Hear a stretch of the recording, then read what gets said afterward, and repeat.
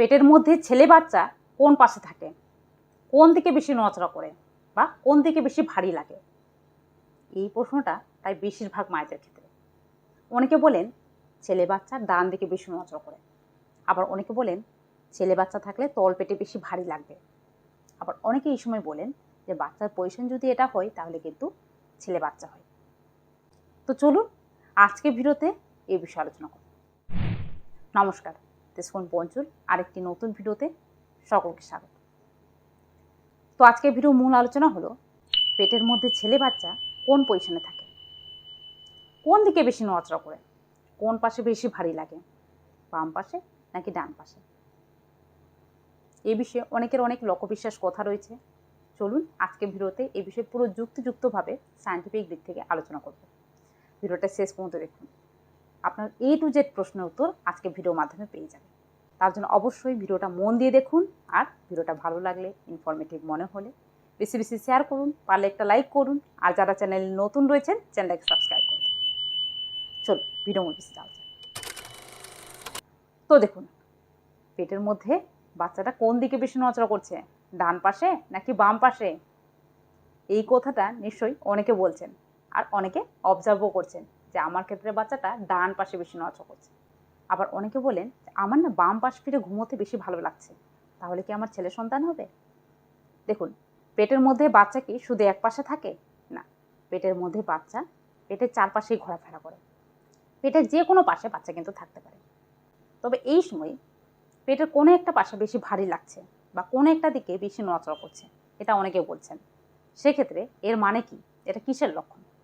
দেখুন, গর্ভের মধ্যে বাচ্চা কোন দিকে বেশি নড়াচড়া করবে বা কোন দিকে বেশি ভারী লাগবে, এটা বিশেষত গর্ভবতী মায়ের জরায়ুর আকারের উপর নির্ভর করে। অনেকের ক্ষেত্রে কিন্তু জরায়ুর আকার বিভিন্ন রকম হতে পারে। তাছাড়াও বাচ্চার যে নড়াচড়া, এই নড়াচড়া দেখে ছেলে হবে নাকি মেয়ে এটা জানা কি সম্ভব? না, কখনোই সম্ভব না। বাচ্চাটা কোন দিকে নড়াচড়া করছে এটা দেখে বিশেষত আপনি বাচ্চার পজিশন জানতে পারবেন, নাকি বাচ্চার ছেলে নাকি মেয়ে। পেটের মধ্যে বাচ্চা যে কোনো পাশে নড়াচড়া করতে পারে, তবে বাচ্চাটা কোন দিকে বেশি নড়াচড়া করছে এই নড়াচড়াটা দেখে আপনি যেটা জানতে পারবেন সেটা হলো বাচ্চার পজিশন। সাধারণত গর্ভের মধ্যে বাচ্চা কিন্তু 4টা পজিশনে থাকে। কি কি? প্রথমত হলো সেফালি পজিশন বা হেড ডাউন পজিশন। এই কথাটা নিশ্চয়ই অনেকেই শুনেছেন। হ্যাঁ, সেফালি পজিশন বা হেড ডাউন পজিশন মানে হলো বাচ্চার মাথা থাকবে নিচের দিকে আর পা থাকবে উপরের দিকে। বাচ্চা এই পজিশনে থাকলেই বুঝবেন আপনার বাচ্চার সোজা পজিশন রয়েছে। নর্মালি আমরা এটাকে বুঝি উল্টো পজিশন, কিন্তু এটাই হলো বাচ্চার সোজা পজিশন পেটের মধ্যে। আর প্রেগনেন্সির শেষের দিকে, বিশেষত প্রেগনেন্সির 9 নম্বর মাসে আপনার ক্ষেত্রে বাচ্চা যদি এই সোজা পজিশনে চলে আসে, মানে হেড ডাউন পজিশন করে নেই, হেড ডাউন পজিশনে যদি চলে আসে, তাহলে বুঝবেন আপনার ক্ষেত্রে নর্মাল ডেলিভারি হতে চলেছে। বিশেষত প্রেগনেন্সির 9 নম্বর মাসে এটা কিন্তু বিশেষভাবে দেখা হয়ে থাকে। সেক্ষেত্রে আপনার বাচ্চার নড়াচড়া কোন দিকে হবে জানেন? আপনার বাচ্চার নড়াচড়াটা উপরের দিকে হবে, আর নিচের দিকে বেশি ভারী লাগবে। কারণ বাচ্চার মাথা রয়েছে নিচের দিকে, আর বাচ্চার যে সবচেয়ে ভারী যে অংশ সেটা হলো বাচ্চার মাথা। পেটের মধ্যে বাচ্চার সবচেয়ে ভারী অংশ হলো বাচ্চার মাথা। এই মাথাটা যদি নিচের দিকে থাকে সেক্ষেত্রে আপনার তল পেটে বেশি ভারী লাগবে, আর পেটটা নিচের দিকে ঝুলে যাবে। তার সঙ্গে সঙ্গে দেখবেন যে সময় বাচ্চার নড়াচড়াটা উপরের দিকে পড়ছে, এর মানে আপনার বাচ্চা সোজা পজিশন করে নিয়েছে, আপনার ক্ষেত্রে নর্মাল ডেলিভারি হতে চলেছে।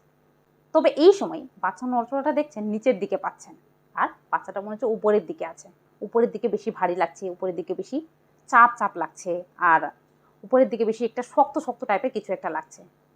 সেক্ষেত্রে বুঝবেন আপনার বাচ্চা উল্টো পজিশন রয়েছে। মানে এই সময় বাচ্চার যে মাথা সেটা উপরের দিকে রয়েছে, আর বাচ্চার পা নিচের দিকে রয়েছে। সেক্ষেত্রে বাচ্চার নড়াচড়াটা আপনি নিচের দিকে পাবেন।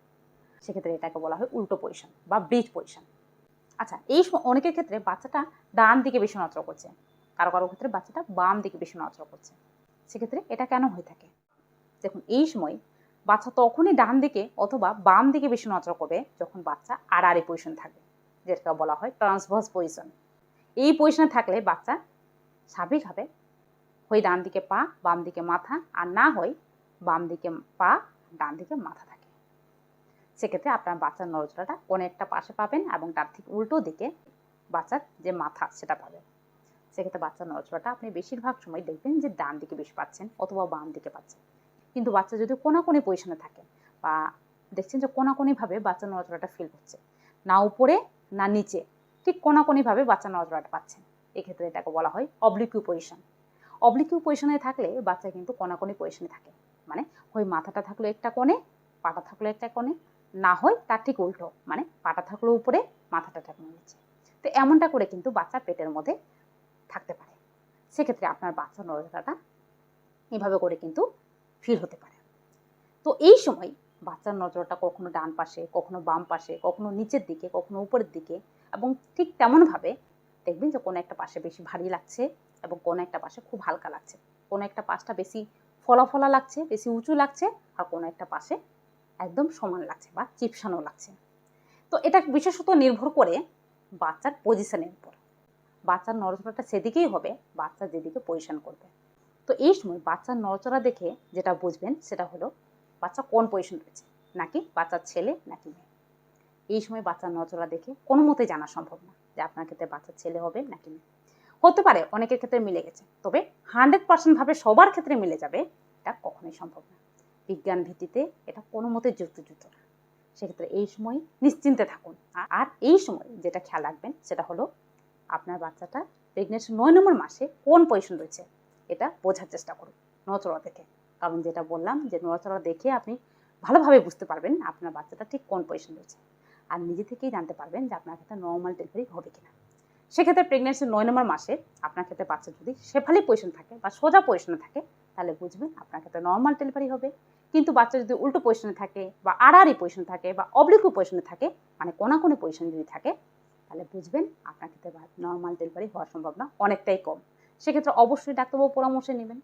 তবে এই সময় বলে রাখি, দেখুন আপনার বাচ্চা যেদিকে নড়াচড়া করুক বা যে পজিশনে থাকুক, এই সময় প্রথমত যেটা আপনার জানা প্রয়োজন বা যে জিনিসটা জানা খুব জরুরি, এটা মন দিয়ে শুনুন, সেটা হলো বাচ্চাটা ঠিকঠাকভাবে নড়াচড়া করছে কিনা। কারণ গর্ভের মধ্যে বাচ্চার যে নড়াচড়া সেটা বিশেষত প্রেগনেন্সি 28 সপ্তাহের পর থেকে বিশেষভাবে খেয়াল রাখা প্রয়োজন। অনেক সময় যেটা হয় যে অনেকের ক্ষেত্রে বাচ্চার নড়াচড়া কমে যায় বা হুট করে বন্ধ হয়ে যায়, এটা কিন্তু একটা গভীর সমস্যা যেটা বেশিরভাগ জনের ক্ষেত্রে হতে পারে। তার জন্য এই সময় বাচ্চার নড়াচড়া অবশ্যই খেয়াল রাখুন কিনা, মানে সারাদিনে অন্তত পক্ষে 10 থেকে 12 বার নড়াচড়া করছে কিনা এটা অবশ্যই খেয়াল রাখবেন, বিশেষত প্রেগনেন্সির শেষের দিকে। তাছাড়াও প্রেগনেন্সি 9 নম্বর মাসে অনেকের ক্ষেত্রে বাচ্চার নড়াচড়া কমে যাওয়াটা স্বাভাবিক, তবে অতিরিক্ত কমে গেলে বা নড়াচড়া একদমই না করলে সেটা কিন্তু ক্ষতিকারক বাচ্চার জন্য। তো এটা খেয়াল রাখবেন, কারণ বাচ্চার নড়াচড়া দেখেই আমরা বাইরে থেকে বুঝতে পারি বাচ্চা সুস্থ আছে এবং সুস্থভাবে বৃদ্ধি পাচ্ছে।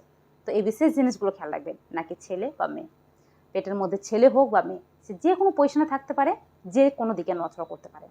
আপনার প্রেগনেন্সি হেলদি থাকলে বাচ্চা সুস্থভাবে বৃদ্ধি পেলে বাচ্চার নড়াচড়াও ভালো হবে আর বাচ্চা সুস্থ সবলভাবে বৃদ্ধিও পাবে।